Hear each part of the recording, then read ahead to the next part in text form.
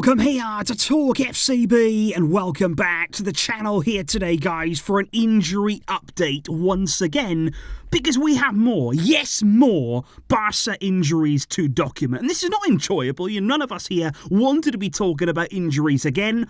But let's start with Jules Kounde, because there was big concern when he went down in the first half there against Granada. He did try and play on, and I think he was really frustrated when he wasn't able to continue in the game. He was subbed off for Araujo. Now, this morning it's been confirmed by the club that he has a left MCL sprain, and the word is right now that is a 5-week absence from the team, and that is an enormous blow. Another one here. He's ruled out of the Clasico. That is absolutely guaranteed. If that 5-week absence there is to indeed be true, he would be out until the middle of November. And remember here, this is Kounde, one of the best defenders we've had this season, one of our most consistent players.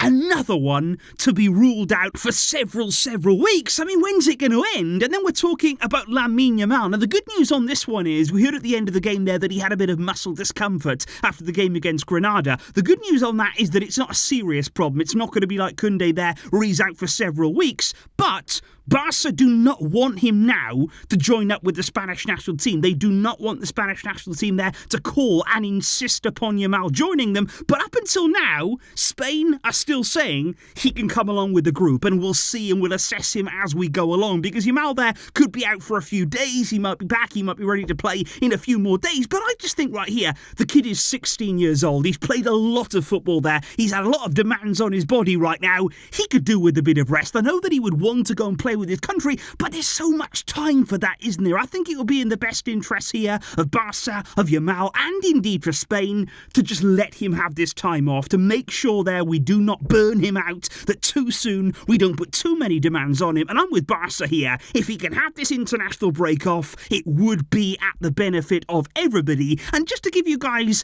a little bit of good news, maybe something positive to cling on to, we have heard a few rumours today that both Pedri and Raphinha, it is looking like they'll be ready to face Real Madrid later on this month. It looks as though they're going to be able to play in El Clasico. Of course, things can still change. They're going to continue to be assessed. But on Pedri and Raphinha, things look positive. But with that being said, for Frenkie de Jong and Robert Lewandowski right now, two very key players as well, of course, apparently for those two, it is looking a little bit more tricky. They are outside chances to play against Real Madrid. And like I say, Kounde is 100% ruled out. And I have to say, guys, it is tough going right now. We had that performance yesterday. We had those drop points against Granada. That was far from ideal. But these injuries, it's like every single season, we've got to go through this. We've got to go through the pain, the suffering, the frustration of not having our best players available.